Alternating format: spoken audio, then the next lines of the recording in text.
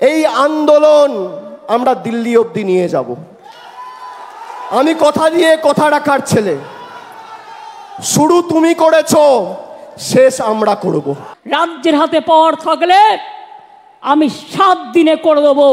যারা ধর্ষক করবে তাদের একমাত্র শাস্তি ফাঁসি, ফাঁসি, ফাঁসি, আর কিছু নয়। আরজিকর কাণ্ডে চড়ছে প্রতিবাদের সুর। রাজ্যে মহিলাদের নিরাপত্তা সুরক্ষা নিয়ে ঝাঁপাচ্ছেন বিরোধীরা।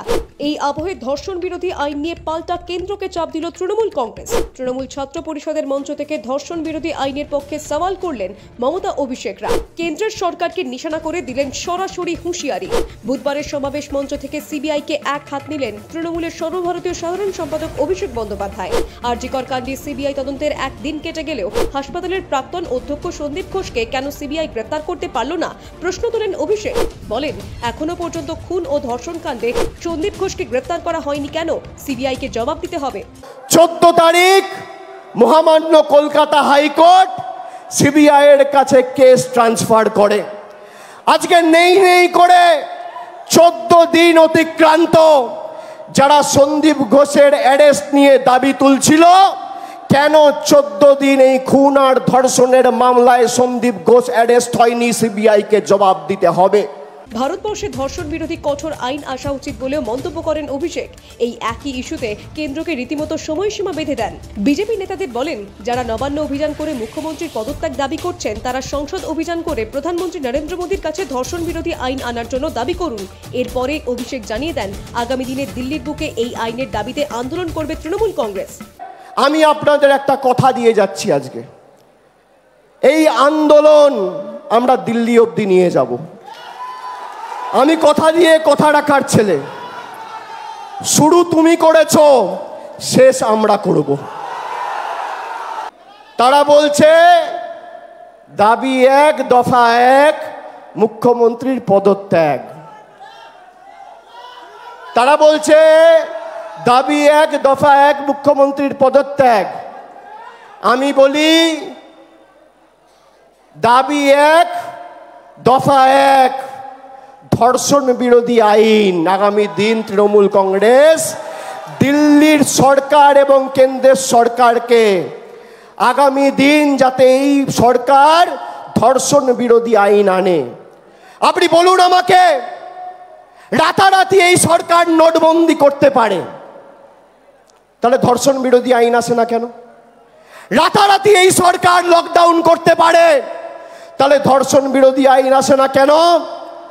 রাতারাতি এই সরকার অর্ডিন্যান্স এনে দিল্লির নির্বাচিত সরকারের ক্ষমতা কুক্ষিগত করে নিজের কাছে রেখে দিতে পারে, তাহলে ধর্ষণ বিরোধী আইন আসে না কেন?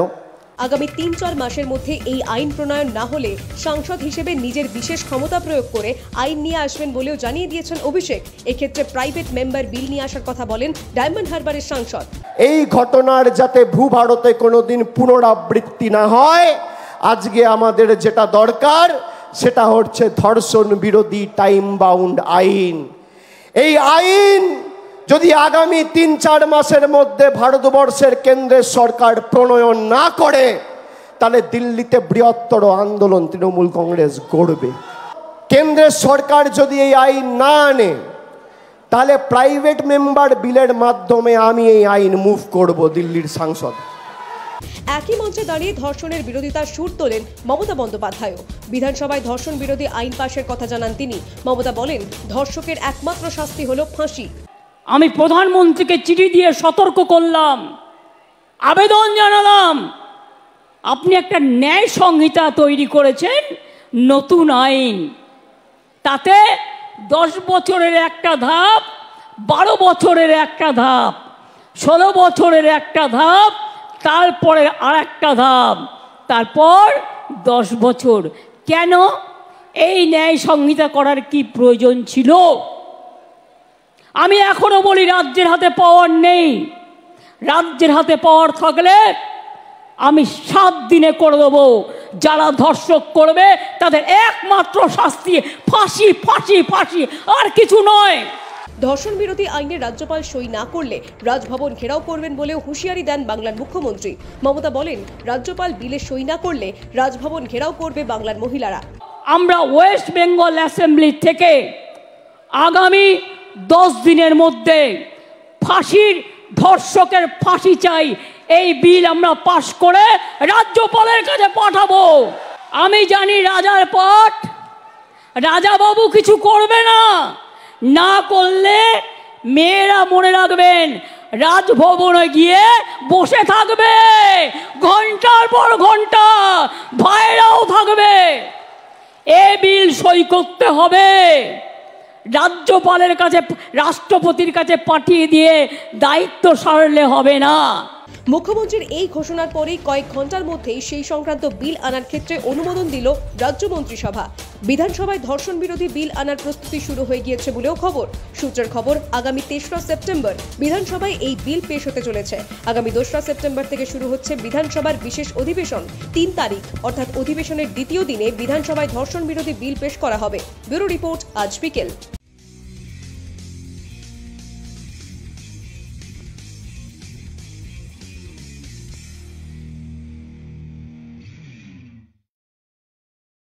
শেয়ার মার্কেটে চক্রব্যূহে ঢুকে পড়েছেন অথচ জানেন না কিভাবে এই চক্রব্যূহ থেকে বেরোবেন। সবাই তো মার্কেটে এন্ট্রি নেওয়ার কথা বলে, কিন্তু কখন কিভাবে মার্কেট থেকে এক্সিট নেবেন সেটা কিন্তু কেউ বলে না, না বলবেও না। কারণ নতুন ট্রেডাররা তো অন্যদের কাছে টাকা আয় করার যন্ত্র। হ্যাঁ, এটাই বাস্তব। দয়া করে শেয়ার মার্কেট শেখার নাম করে হাজার হাজার টাকা আর জলাঞ্জলি দেবেন না প্লিজ। আগে শিখুন মার্কেট সাইকোলজি, মার্কেটের চরিত্র, রিস্ক ম্যানেজমেন্ট এবং স্মার্ট মানি কনসেপ্ট। এই 4টে বিষয় শিখতে পারলেই শেয়ার মার্কেট থেকে ধারাবাহিকভাবে উপার্জন করা সম্ভব। হ্যাঁ, 100% সম্ভব। কিভাবে সম্ভব জানতে হলে আজই রেজিস্টার করুন মার্কেট সাইকোলজি ওয়েবিনারে। আর হ্যাঁ, মার্কেট সাইকোলজি জানা না থাকলে লস কিন্তু হবেই হবে, হতে বাধ্য। তাহলে আর সময় নষ্ট করছেন কেন? নিচে দেওয়া ডেসক্রিপশন ও কমেন্ট সেকশনে দেওয়া গুগল ফর্ম থেকে রেজিস্টার করুন মার্কেট সাইকোলজি ওয়েবিনারে।